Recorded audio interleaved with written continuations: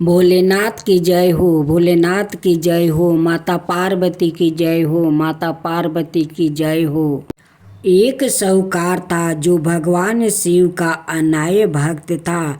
उसके पास धन धन आए, किसी भी चीज की कमी नहीं थी, लेकिन उसकी कोई संतान नहीं थी। और वो इसी कामना को लेकर रोज शिव जी के मंदिर जाकर दीपक जलाता था। उसके इस भक्ति भाव को देखकर एक दिन माता पार्वती ने शिव जी से कहा कि प्रभु, यह साहूकार आपका अनय भक्त है, इसको किसी बात का कष्ट है तो आपको उसे अवश्य दूर करना चाहिए। शिव जी बोले कि हे पार्वती, इस साहूकार के पास पुत्र नहीं है, यह इसी से दुखी रहता है। माता पार्वती कहती है कि हे ईश्वर, कृपा करके इसे पुत्र का वरदान दे दीजिए। तब भोलेनाथ ने कहा कि हे पार्वती, साहूकार के भाग्य में पुत्र का योग नहीं है। ऐसे में अगर इसे पुत्र प्राप्ति का वरदान मिल भी गया तो वो केवल 12 बरस की आयु तक ही जीवित रहेगा। यह सुनने के बाद भी माता पार्वती ने कहा कि हे प्रभु, आपको इस साहूकार को पुत्र का वरदान देना ही होगा। अनाथ भक्त क्यों आपकी सेवा पूजा करेंगे। माता के बार बार कहने से भोलेनाथ ने साहूकार को पुत्र का वरदान दे दिया, लेकिन यह भी कहा कि वो केवल 12 बरस तक ही जीवित रहेगा। साहूकार यह सारी बातें सुन रहा था, इसलिए उसे ना तो खुशी हुई और ना ही दुख। वो पहले की तरह भोलेनाथ की पूजा अर्चना करता रहा। उधर सेठानी गर्भवती हुई और 9 महीने के बाद एक सुंदर सा बालक की प्राप्ति हुई। परिवार में खूब उत्साह मनाया गया, लेकिन साहूकार पहले ही की तरह रहा और उसने लड़का की 12 बरस की आयु का जिक्र किसी से भी नहीं किया। जब बालक 11 बरस की आयु हो गई तो एक दिन साहूकार की सेठानी ने बालक के विवाह के लिए कहा। तो साहूकार ने कहा कि वो अभी बालक को पढ़ने के लिए काशी जी भेजेंगे। इसके बाद उसने बालक के मामा जी को बुलाया और कहा कि इसे काशी पढ़ने के लिए ले जाओ और रास्ते में जिस भी स्थान पर रुकना, वहाँ यज्ञ करते और ब्राह्मणों को भोजन कराते हुए आगे बढ़ना। उन्होंने भी इसी तरह करते हुए जा रहे थे कि रास्ते में एक राजकुमारी का विवाह था। जिससे उसका विवाह होने वाला था वो एक आँख से काना था। तो उसके पिता ने जब अति सुंदर साहूकार के बेटे को देखा तो उनके मन में आया कि क्यों ना इसे ही घोड़ी पर बैठाकर शादी के सारे कार्य संपन्न करवा लिया जाए। तो उन्होंने मामा से बात की और कहा कि इसके बदले में वो अथाह धन देंगे। तो वो भी राजी हो गया। इसके बाद साहूकार का बेटा विवाह की वेदी पर बैठा और जब विवाह कार्य संपन्न हो गया तो जाने से पहले उसने राजकुमारी की चदरी के पल्लू पर लिखा कि तेरा विवाह तो मेरे साथ हुआ, लेकिन जिस राजकुमार के साथ भेजेंगे वो तो एक आँख का काना है। इसके बाद वो अपने मामा के साथ काशी के लिए चल गया। उधर जब राजकुमारी ने अपनी चुनरी पर यह लिखा हुआ पाया तो उसने राजकुमार के साथ जाने से मना कर दिया। तो राजा ने भी अपनी पुत्री को बारात के साथ विदा नहीं किया। बारात वापस लौट गई। उधर मामा और भांजे काशी पहुंच गए थे। एक दिन जब मामा ने जग रचा रखा था और भांजा बहुत देर तक बाहर नहीं आए तो मामा ने अंदर जाकर देखा तो भांजे का प्राण निकल चुके थे। वो बहुत परेशान हुए, लेकिन सोचा कि अभी रोना पीटना मचाया तो ब्राह्मण चल जाएंगे और जग का कार्य अधूरा रह जाएगा। जब जग संपन्न हुआ तो मामा ने रोना पीटना शुरू किया। उसी समय शिव पार्वती उधर से जा रहे थे तो माता पार्वती ने शिव जी से पूछा, हे प्रभु, ये कौन रो रहा है? तभी उन्हें पता चलता है कि यह तो भोलेनाथ के आशीर्वाद से जन्म हुआ साहूकार का पुत्र है। तब माता पार्वती कहती है कि हे स्वामी, इसे जीवित कर दीजिए। अनाथ रोते रोते इसके माता पिता के प्राण निकल जाएंगे। तब भोलेनाथ ने कहा कि हे पार्वती, इसकी आहु इतना ही थी सो वो भोग चुका है। लेकिन माँ के बार बार आग्रह करने पर भोलेनाथ ने जीवित कर दिया। लड़का ओम नमः शिवाय करते हुए उठा और मामा भांजे दोनों के ईश्वर को धन्यवाद दिया और अपनी नगरी की ओर लौटा।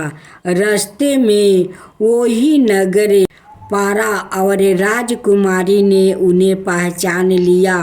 तब राजा ने राजकुमारी को साहूकार के बेटे के साथ बहुत सारे धन धनाये के साथ विदा किया। उधर साहूकार और उसकी पत्नी छत पर बैठे थे। उन्होंने यह प्राण कर रखा था कि यदि उनका पुत्र सकुशल ना लौटा तो वो छत से कूद कर अपना प्राण त्याग देंगे। तभी लड़के के मामा ने आकर साहूकार के बेटे और बहू के आने का समाचार सुनाया, लेकिन वो नहीं माने तो मामा ने शपथ पूर्वक कहा। तब तो दोनों को विश्वास हो गया और दोनों ने अपने बेटे बहू का स्वागत किया। उसी रात साहूकार को सपने में शिव जी ने दर्शन दिया और कहा कि तुम्हारे पूजन से मैं प्रसन्न हुआ। इसी प्रकार जो भी व्याकृत इस कथा को पढ़ेगा या सुनेगा उसके समस्त दुखों दूर हो जाएगा और मन बचित सभी कामनाओं की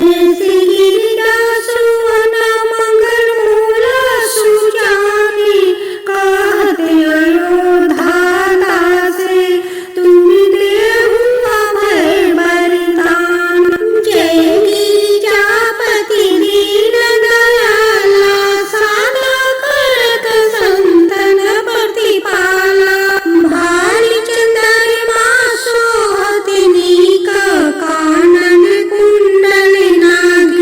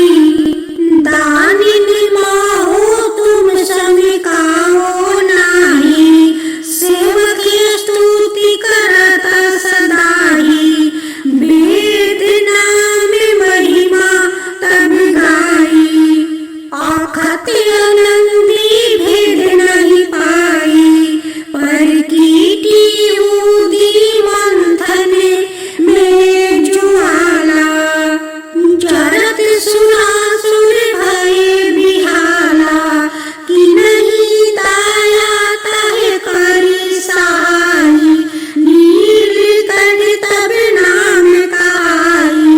पूजन रामचंद्र जब कीन्हा, जीत के लंका विभीषण दीन्हा।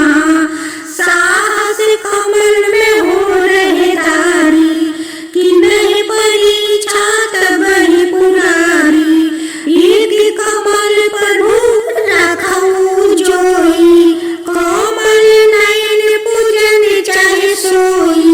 कठिन भक्ति देखी प्रभु शंकर, भयो प्रसन्न दियो इच्छित बर। जय जय जय अनंत अविनाशी, करत कृपा सबके घटिवासी। दुष्ट सकल रीति मोहि सतावे, भ्रमत रहो मोहि चलनायावे। तराहि तराहि मैं नाथ पुकारो, यही अवसर मोहि आन उबारो। लो त्रिशूल त्रिभुवन को मारो, संकट से मोहि आन उबारो। माता पिता भरता सब कोई, संकट में पूछता नहीं कोई। स्वामी एक है आस तुम्हारी, आए हरहु मामा संकट भारी। धन निर्धन को देत सदाई, जो कोई जाचे सो फल पाही। स्तुति के ही विधि करे तुम्हारी, क्षमहु नाथ बचू का हमारी। शंकर हो संकट के नाशनी, मंगल कारण विघ्न विनाशके। योगी यति मुनि ध्यान लगावे, शारद नारद शीस नवावे। नमो नमो जय नमो शिवाय, सुर परमादिक पर ना पाए। जो यह पाठ करे मन लाई, तापर होते हैं प्रभु सहाई। तिनिया जो कोई हो अधिकारी, पाठ करे सो पवन हारी। पुत्रहीन कर इच्छा जोई, निर्जित शिव प्रसाद ताहि होई। पंडित तेरायो दसी को लावे, ध्यान पूर्वक होम करावे। तेरायो दसी व्रत करो हरमेशा, ताके तन नहीं रहे कलेसा। धूप दीप नैवेद्य चढ़ावे, शंकर सम्मुखा पाठ सुनावे। जन्म जन्म के पाप नसावे, अंति धन शिवपुर में पावे। कहो अयोध्या से आस तुम्हारी, जान सकल दुख हरहु हमारी। जय शिव ओमकारा, ओम जय शिव ओमकारा। ब्रह्मा विष्णु सदा शिव, अर्धगिरि धारा।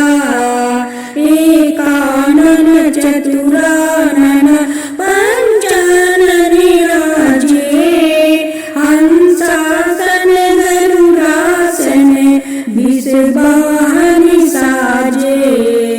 दो भुज चार चतुर्भुज, दस भुज अति सोहे। त्रिगुण रूप निरखता त्रिभुवन जनि मोहे। ओम जय शिव ओमकारा, अक्षरमाला वनमाला रुद्रमाला धारी। चंदन निगम दसोहे, बाले शिशुधारी।